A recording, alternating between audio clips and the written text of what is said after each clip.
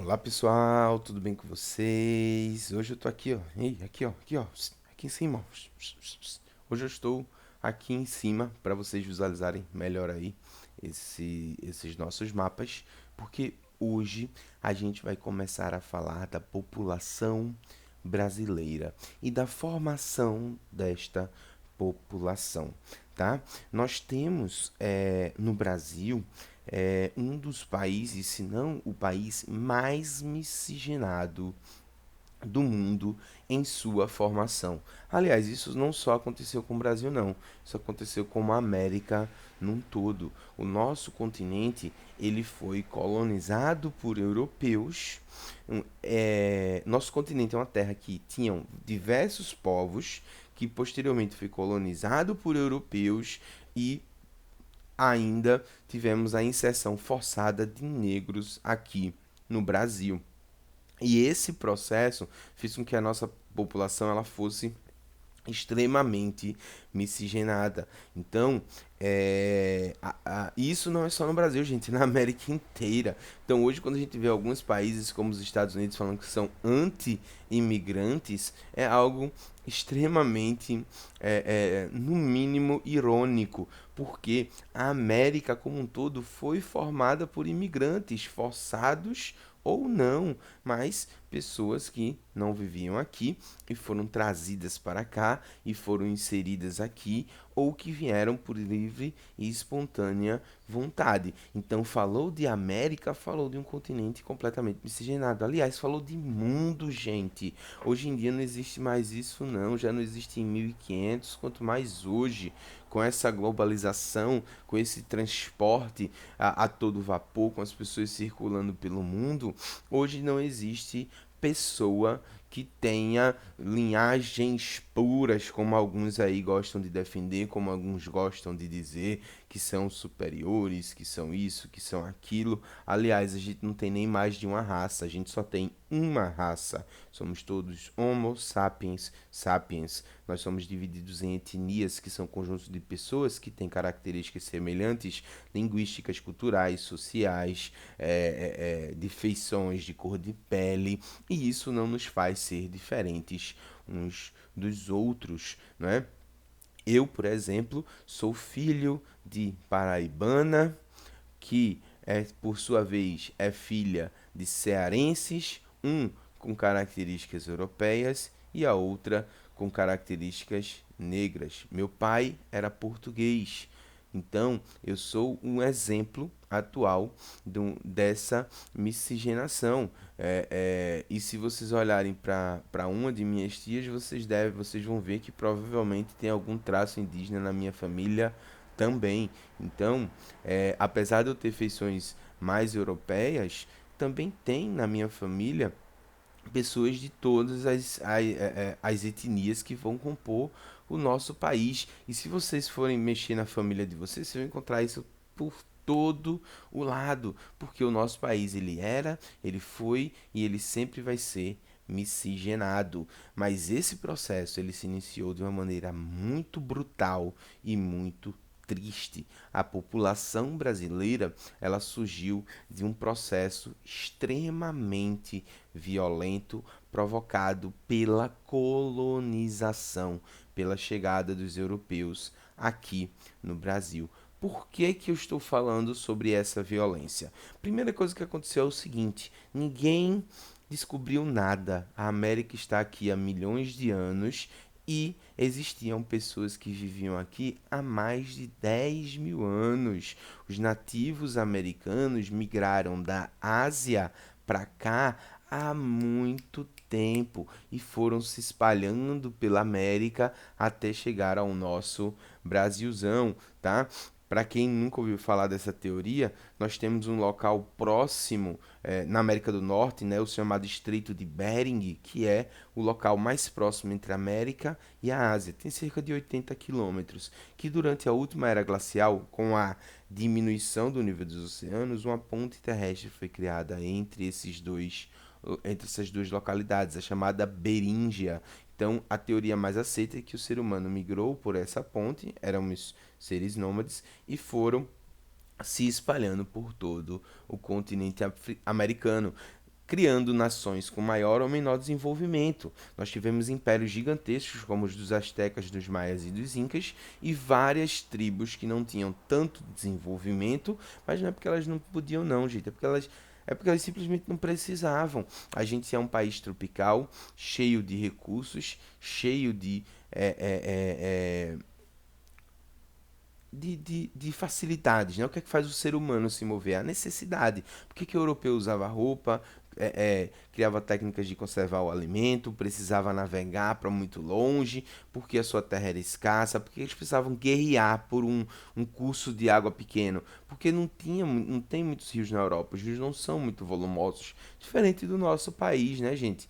Que tem uma abundância de recursos, que o índio podia encontrar alimento muito fácil, que a temperatura é elevada, então ele não precisava se proteger de frio. Então, tudo isso trouxe as nossas características. E quando eles chegaram aqui, o nosso continente era bastante ocupado. Tanto que a gente tem esses dois mapas aí que mostram para vocês os povos indígenas em 1500, aqui do lado esquerdo, e do lado direito você vai ver os povos indígenas atualmente. Gente, isso é absurdo. A população de indígenas ela era estimada em 6 milhões. Hoje nós temos entre 250 mil e 500 mil indígenas no Brasil.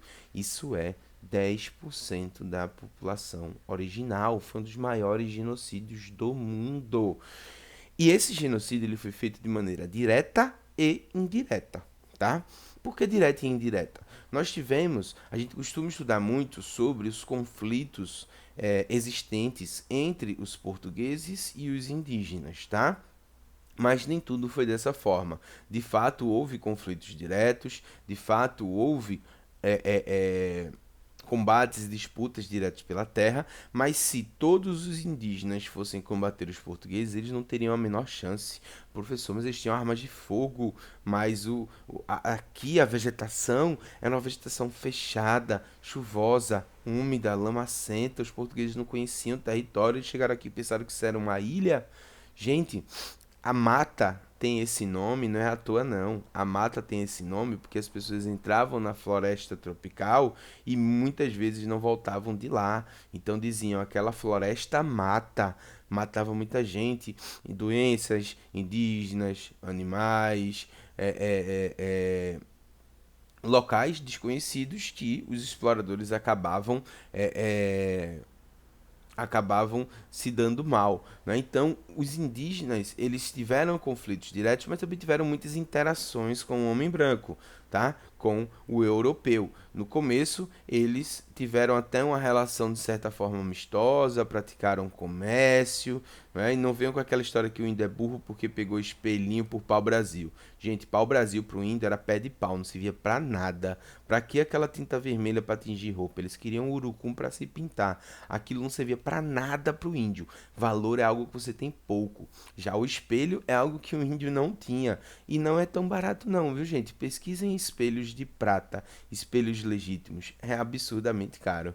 Mas enfim, o índio não era besta como se diz. O problema é que, além do conflito indireto, os europeus trouxeram para cá doenças que circulavam na Europa há muito tempo e que os europeus já tinham resistência, porque a seleção natural já tinha dizimado aqueles que eram pouco resistentes a essas doenças, como rubéola, como sarampo, como várias doenças virais, e apenas aqueles que eram resistentes tinham sobrevivido. Vieram para cá, trouxeram essas doenças para uma população que nunca tinha tido contato com essas doenças. Então, o que aconteceu é que essas doenças trazidas pelos europeus dizimaram boa parte da população indígena, tá? Então, esse massacre não foi apenas direto.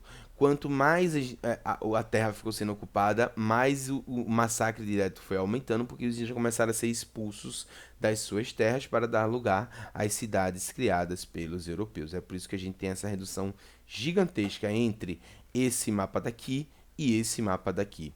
E para completar a nossa população, foram trazidos a partir do século 16, 15, 16, os negros africanos no processo mais triste e cruel já visto na história da humanidade, que foi a escravidão africana.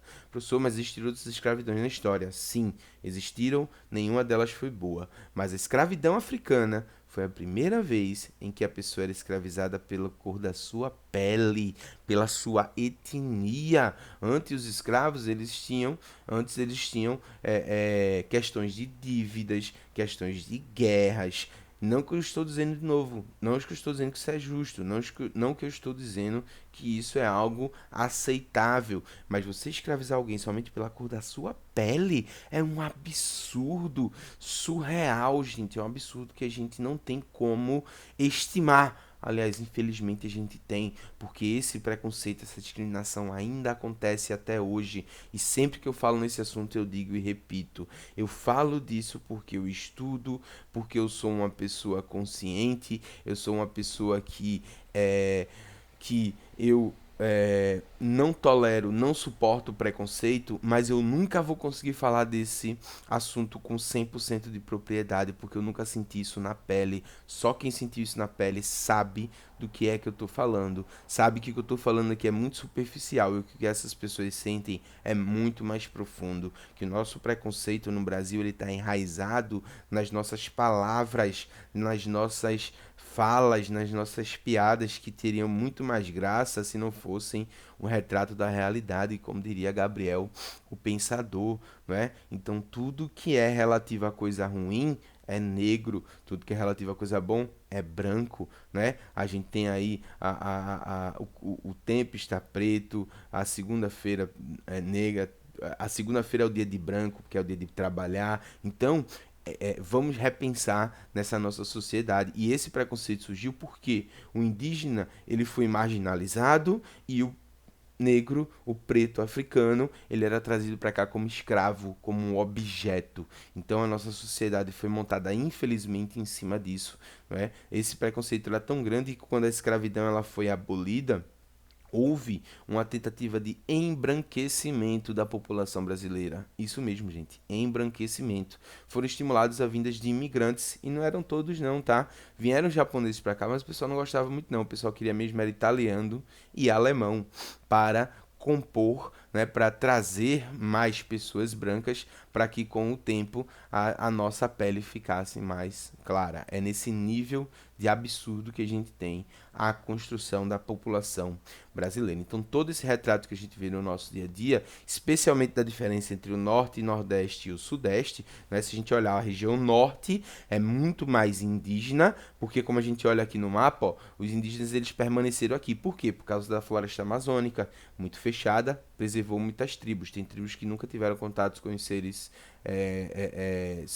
civilizados, vamos dizer assim, com o homem branco até hoje. No Nordeste a gente tem a presença muito forte da população negra, porque o processo de escravidão ele foi muito forte, especialmente para cultivo da cana-de-açúcar. Então no Nordeste, no litoral do Sudeste até o Rio de Janeiro e São Paulo. O estado que tem a maior proporção de negros é a Bahia. Já na região sul, a gente tem uma população muito mais da etnia branca, porque esses migrantes vieram principalmente para o sul do Brasil. Gente, espero que tenham gostado de hoje. O assunto foi um pouco mais sério, foi um pouco mais pesado, mas é a nossa história e a gente não pode negar, a gente não pode fugir da realidade. Beijo enorme para vocês, fiquem todos com Deus e até a próxima aula. Tchau.